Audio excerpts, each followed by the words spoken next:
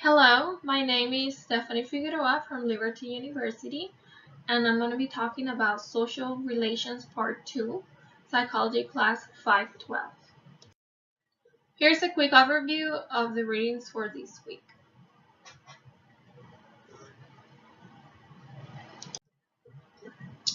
Chapter 11, Aggression, from the book of Cassin, Fain, and Marcus, 2017.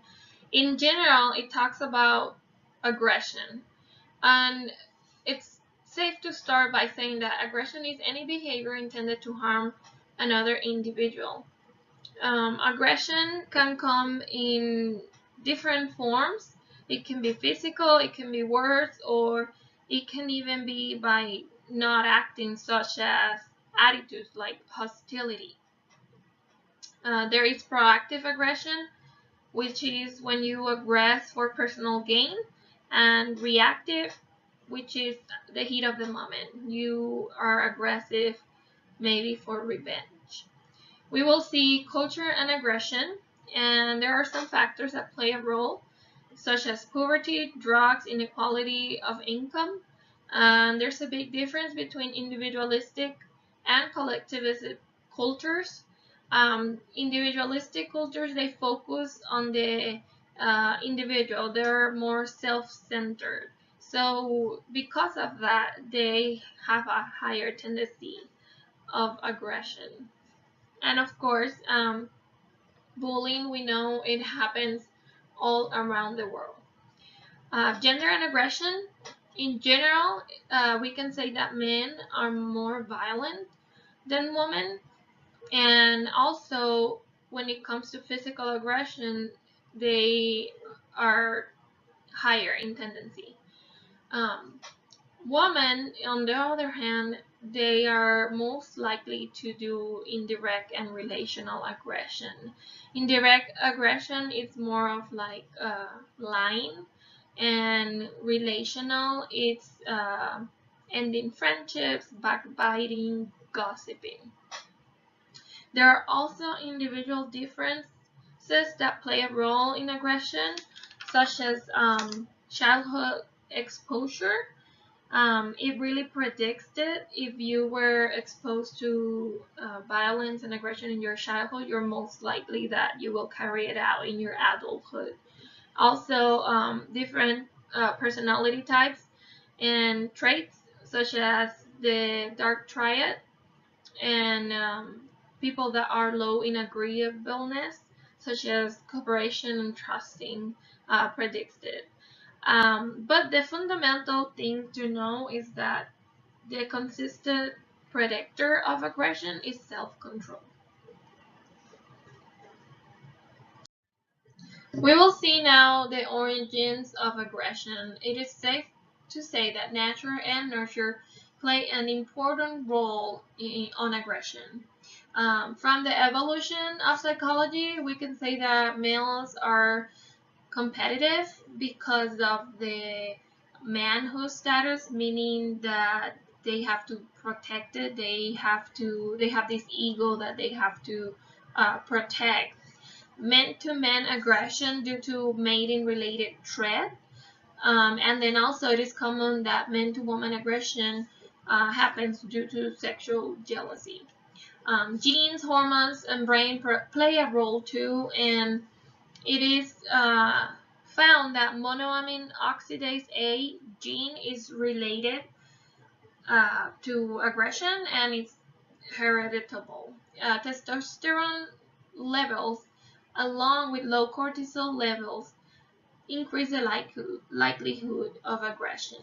And also, the frontal lobe and impaired prefrontal cortex affect the executive functioning, which deals with the reasoning part of our brains. It's our cognitive abilities that allow us to plan inhibit actions. How is aggression learned? It can be learned through positive and negative reinforcement, basically through rewards. It can be corporal punishment. It can be social learning theory, which we have discussed throughout another chapters, and culture of honor play a role, such as the man, maintaining his status. Situational influences. We can see the frustration aggression hypothesis, which states that frustration elicits aggression caused by frustration alone. We can see negative effect, which is frustration creates negative feelings, and those negative feelings trigger aggression. And examples of these can be heat, social rejection, or provocation. Arousal, noise, movies, music, they all increase the likelihood of aggression. Thought, it could be automatic and deliberate, meaning that people not only feel, they also think. In this, we can see aggressive cues, such as the weapons effect, which means that the presence of a gun increases aggression. And also, we can see the struggle for self-control, such as rumination, alcohol, and high arousal. The media effect on aggression. Basically, the violence in popular media increases immediate and long-term aggression.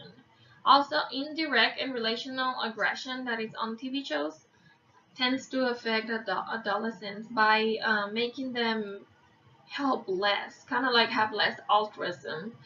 Pornography, violent pornography is triple threat because of the high arousal, negative emotions, reactions, and the aggressive thoughts that implicits. Also, objectification and the dehumanization, specifically of women, increases the likelihood of aggression. What can be done to reduce aggression? The main thing will be to improve self-control and moral reasoning, trainings that target empathy, healthier lifestyles, jobs, education, and programs to prevent violence and bullying. They all will help to reduce aggression. Moving on to Shadi, 2011, Chapter 11, Symbolic Interactionism. Basically, symbolic interactionism is how humans create, organize, process, and react to meaning. The three basic principles of this is that humans act toward things due to their meaning. The meaning of them arises from social interaction, and meanings are handled and modified through interpretation of things we encounter. Gestalt had a perspective saying that meaning is subjectively constructed, basically that the whole is different than the sum of parts, and our senses use input to engage in producing meaning. Some theories of self and society in SI is the looking glass self. Imagine appearances as other person give us meaning. Socialization and deviance, taking others into account when acting. And the moral development of self, basically self-reflective growth, meaning that new info is added and there is a disintegration of the self, the old self, to reflect and become the new self. So that's what is called self-reflective growth. And in here you can see some of the fathers of the SI Chicago School and their contributions.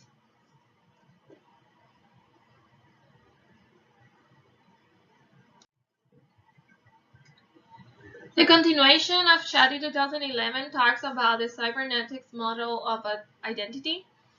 And cybernetics is the study of structure of recursive systems that include communication processes that allow feedback and control mechanisms.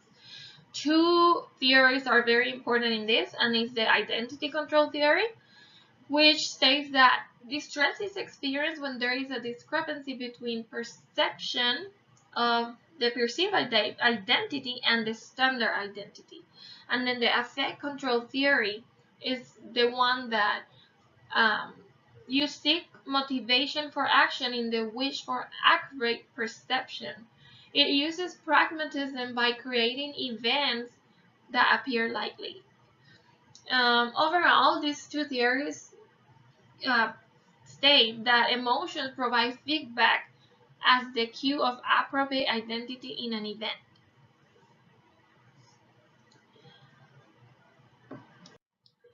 Now, moving on for the articles of this week, the number one is subjective socioeconomic status causes aggression, a test of the theory of social deprivation. By conducted 7 studies, the article hypothesized that based on relative deprivation, feelings of disadvantage, people with low subjective socioeconomic status feel disadvantaged, eliciting aggressive behavior.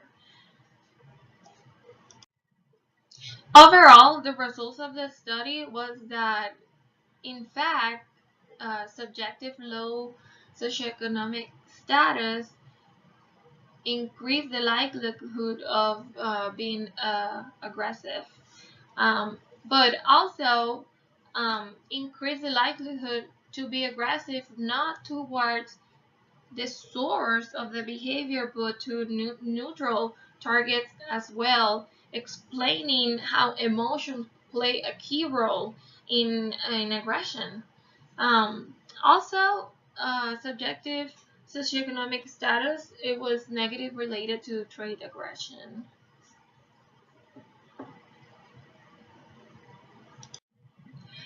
The second study is parenting behavior and the risk of becoming a victim and a bully victim. The difference between a victim and a bully victim is that the victim is a victim alone, and the bully victim is a person that bullies, but is also a victim of being bullied. Through 70 studies, this study hypothesized that abusive neglect parenting style will be related to victimization.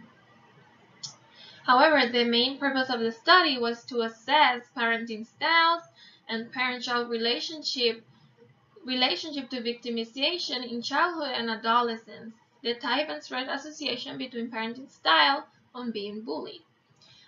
Overall, both victims and bully victims were likely to have had abusive, neglecting parents, and the effect was stronger for bully victims. The external environment play a key role in aggression, and parent behavior may serve as a model on how to balance relationships, like giving children scripts such as guides on how to manage things. Involvement and warm affection in parenting styles were best predictors of protecting children and adolescents against peer victimization. Bully victims are in greater risk of developing psychopathologic behaviors compared to victims alone or neutral children due to harsher parenting style. And also, it was found that overprotection increases risk of being bullied due to lack of autonomy and assertion qualities.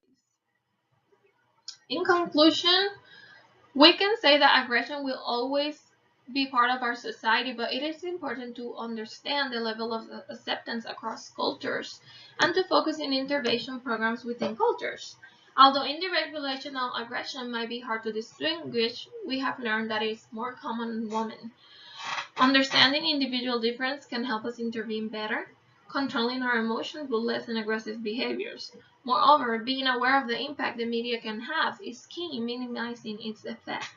Programs that target better education, empathy, bullying prevention, and self-control, the fundamental target, will help decrease aggression.